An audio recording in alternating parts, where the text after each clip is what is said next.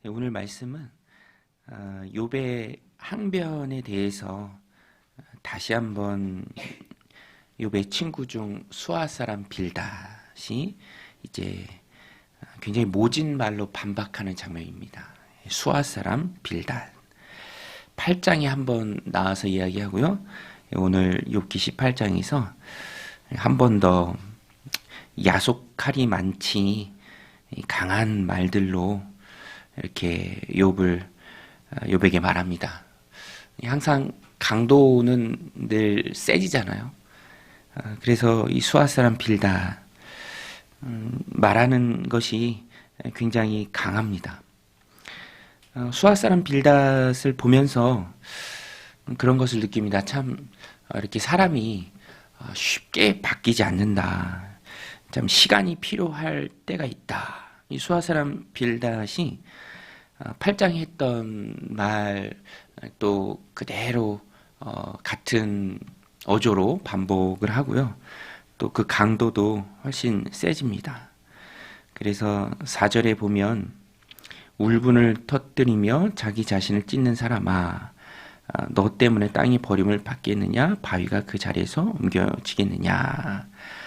욥의 그런 현재 상황들은 알지만 이해하지만 그러나 그의 어조는 강해졌습니다.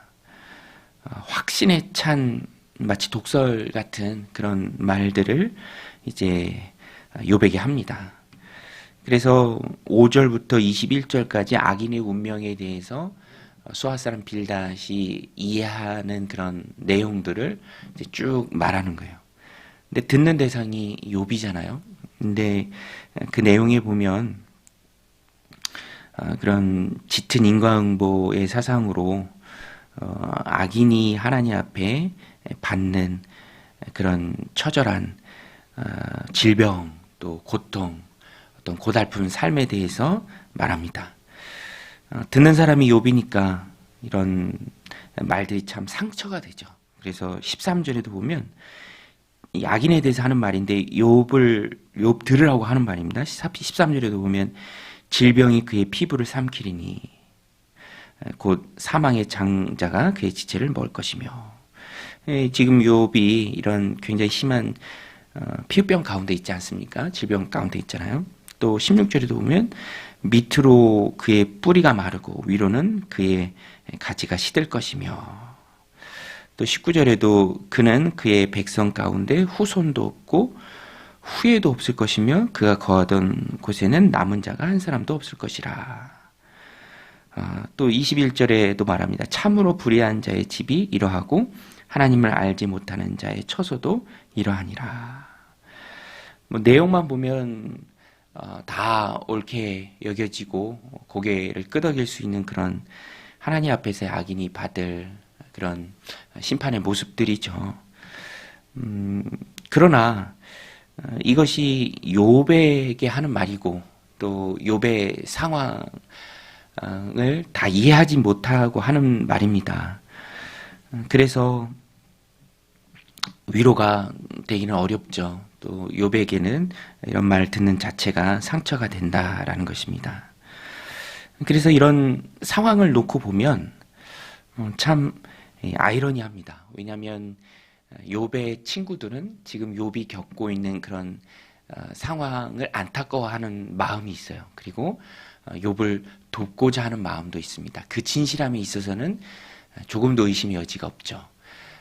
그러나 그들이 생각하는 원인이 옳지 않기 때문에 또 방법 또한 옳지 않은 방법으로 나아간다라는 것입니다. 빨리 욥이 죄를 회개하고 그 고통 가운데 빠져나오기를 원하는 마음이 크면 클수록 그 강도, 말의 강도도 더 세지는 거죠. 그런 것을 보면서 마음은 옳으나 표현되는 방법이 다르다. 그것이 옳지 못하다. 자기들이 다 이해하고 있다라는 그런 전제로부터 출발하죠. 자기네 경험에 그 뿌리가 있습니다. 그러나 늘 우리가 욥기를 읽으면서 깨닫는 것이 욥의 상황이 하나님의 깊은 우리가 다 알지 못하는 그런 섭리 가운데 있는 것이지 단순히 단순히 범죄함에 있는 것이 아니다. 전체의 내용을 아는 우리는 알죠. 그래서 이 아이너리함, 이걸 어떻게 해결할까? 저는 말씀을 보면서 마음이 앞설 때 말을 돌아보라. 마음이 앞설 때 말을 돌아보라. 이렇게 적용하면 참 좋을 것 같습니다. 우리도 사랑의 관계 속에서 마음이 앞설 때가 있죠. 특별히 자녀들 얼마나 사랑합니까? 그 사랑을 의심할 수 없는 사랑이죠. 그러다 보면 이 상대방, 뭐 비단 자녀뿐만 아니라 사랑하는 그 상대방의 마음과 또 상황과 모든 전체적인 것을 깊이 헤아리지 못하고 급한 마음에 또 말이 막 나갈 때가 있습니다.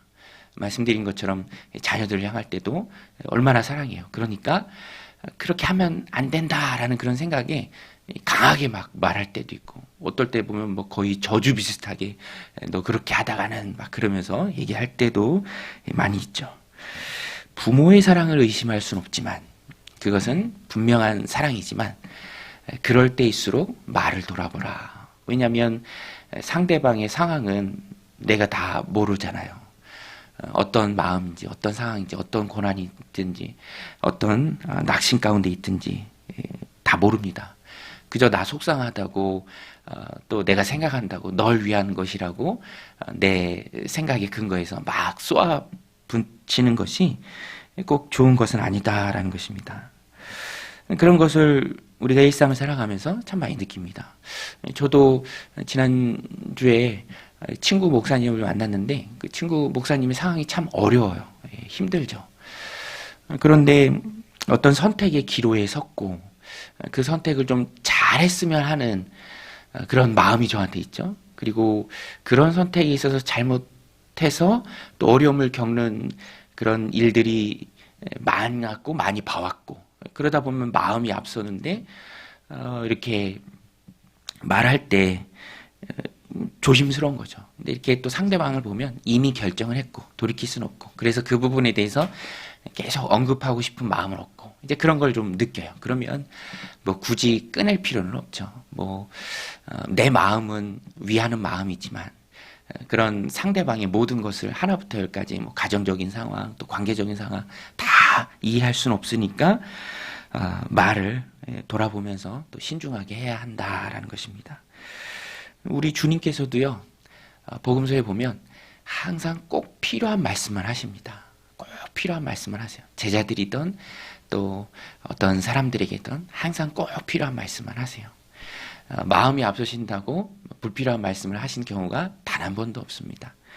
오늘 우리도 주님이 우리 마음에 파수꾼을 세워주시고 또 입술에 파수꾼을 세워주셔서 마음이 앞설 그때 우리의 말을 되돌아보는 주님처럼 세워주고 이끌어주고 꼭 필요한 말을 하는, 그래서 관계를 세워가고 어려운 가운데 있는 사람들의 상황을 조금이라도 이해하고 또 그들을 주님을께 인도하고 주님 앞에 위에서 기도해 줌으로 그들에 대한 우리의 사랑을 표현하는 오늘 하루 저와 여러분들의 삶이 되시기를 주님의 이름으로 간절히 축원드립니다. 우리 같이 말씀 붙들고 기도하며 나아가겠습니다.